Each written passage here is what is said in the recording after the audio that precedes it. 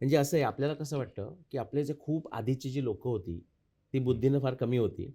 त्यांना आकाशामध्ये थंडरस्टॉर्म झालेलं दिसलं, सूर्याचा प्रकाश दिसला, स्टॉर्म दिसलं.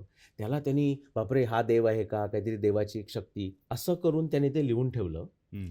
आणि आपण ते आता खरं मानायचं, आपण म्हणजे असं म्हणतो. तर तसं नाहीये. ते म्हणतात, ते गृहस्थ म्हणतात आणि मला पटतं. ते म्हणतात असं नाही. त्यांना ते गोष्टी माहीत होत्या. त्यांनी त्या मेटाफोरिकली आपल्याकरता लिहिल्या. आपण मूर्ख लोकं आहोत, की ज्या मेटाफोरिकल गोष्टीसुद्धा आपण खऱ्या जशाच्या तशा खऱ्या घेतो. म्हणजे मी हे सांगेन, विज्ञानाच्या लोकांना कळतं, की आपली प्रगती अजून खूप व्हायची आहे.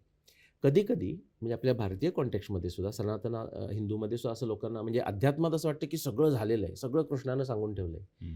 कृष्णानं खूप काही सांगून ठेवलंय. मग तिथपर्यंत पोहोचायला आपल्याला वेळ लागेल. पण मी असं म्हणतो, की आपण कृष्णाच्याही पुढे जाऊ शकतो आणि हे दाखवलेलं आहे. म्हणजे आचार्य म्हणजे शंकराचार्यांच्या पुढे ज्ञानेश्वर गेलेले आहेत. हं. ज्ञानेश्वरांच्या पुढे एकनाथ गेलेले आहेत. आपण त्यांच्या खांद्यावर बसून पुढे जाऊ शकतो. जाऊ म्हणजे शकतो. अध्यात्मातही प्रगती व्हायची आहे आणि विज्ञानामध्येही प्रगती व्हायची आहे.